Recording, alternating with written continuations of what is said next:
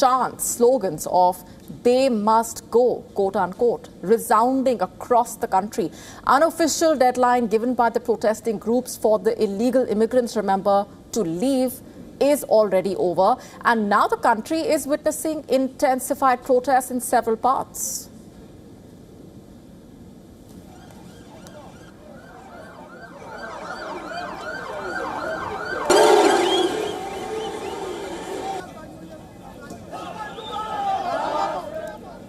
Six shields and streets on fire.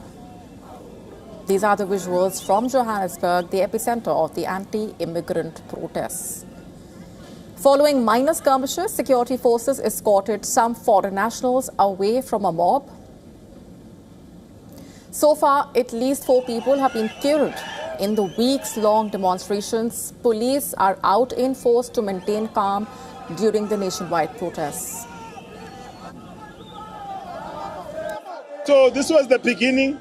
So we're going to do this until they leave, until they leave, until government goes into those flats, because basfihle flatini. So we're not stupid. It's not like just a protest thing, because we're going to carry on and remove the drug dealers, and the saloons need to go back to the hands of the South Africans. They need to vacate those shops that they're operating illegally. All of these shops. Dramatic scenes unfolded in Durban, where armed forces arrived at a store while it was being looted and vandalized by miscreants, allegedly. Massive contingent of armed forces deployed following these incidents. According to police officials, a foreign national was found dead on the 30th of June after he allegedly jumped from the 8th floor of a building in Durban. So far, over 900 people have been arrested during the nationwide protests. 6 months. Sicela lezo zinto zisetshenzele ukukhipha abantu bangaphandle aba-illegal la. From building to building, mabahamba. And amid the heavy deployment of the security forces, anti-immigrant protesters marching through the streets of Durban. Demonstrators were seen brandishing sticks and traditional shields as well.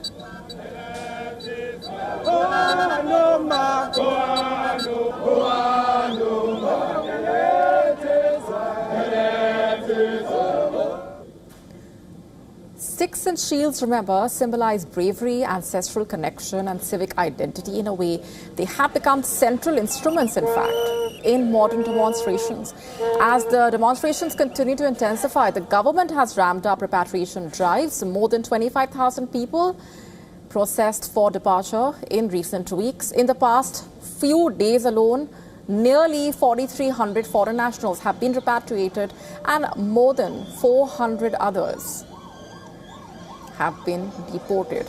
As the tensions continue to mount, Nigeria, Malawi, Ghana, Zimbabwe, Mozambique have organized voluntary repatriation flights and buses for their citizens. South Africa is battling a major job crisis, unemployment rate currently standing above 30%. The situation has directed anger towards foreign nationals. South African president, meanwhile, has warned against blaming migrants for the country's economic pain. Demonstrators argue that illegal foreign nationals are taking away their jobs and services.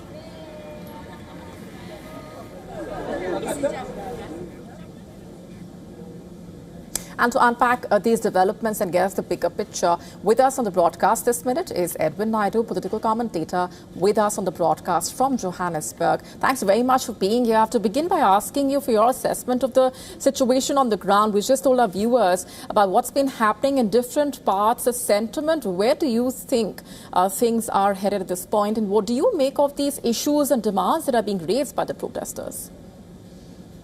Okay. So, yes, thank you. I think it's been very tense after the fact. Yesterday was the protests, and today you've seen, there's been reports of up to 900 people arrested in connection with a variety of incidents, looting of shops and break-ins of homes, etc.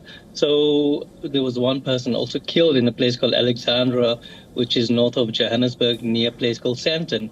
So I think, the protesters have been raising a mix of legitimate concerns and very contentious claims. I think on the legitimate side, many South Africans are frustrated. There's been persistently high unemployment, slow economic growth, crime, there's pressure on public services, and the perception that government institutions are failing to enforce immigration laws consistently. So these frustrations are real and have been building up for years. The government itself has acknowledged the need to strengthen immigration enforcement and has also increased deportations and border management measures.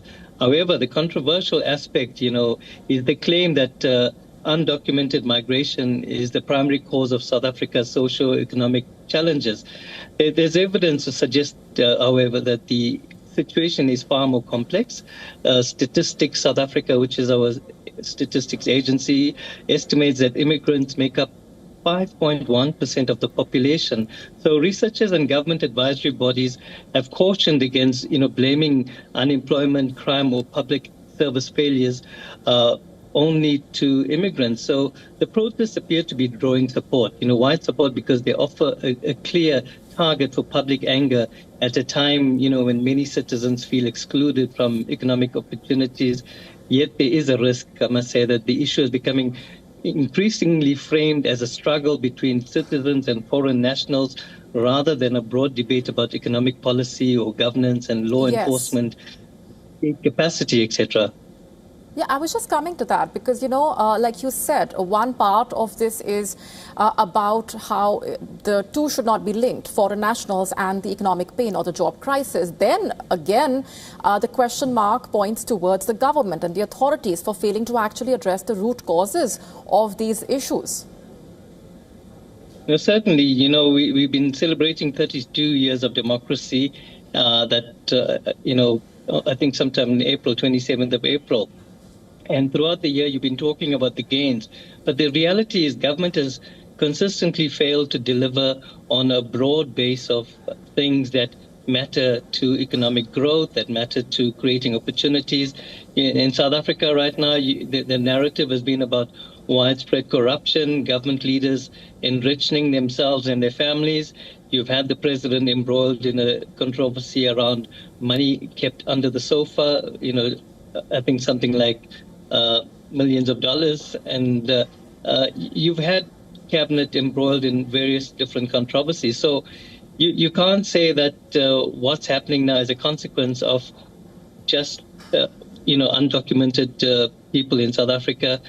I must say that people have been using the narrative, and maybe government to a degree through its lack of action in addressing foreign nationals coming into the country.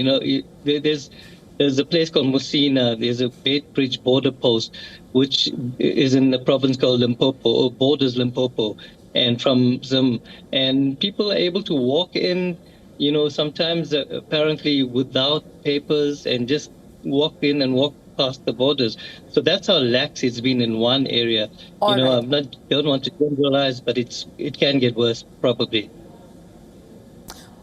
Right, we're leaving it there for the moment, but appreciate very much for your joining us here on the broadcast with your perspectives. Thank you. Thank you.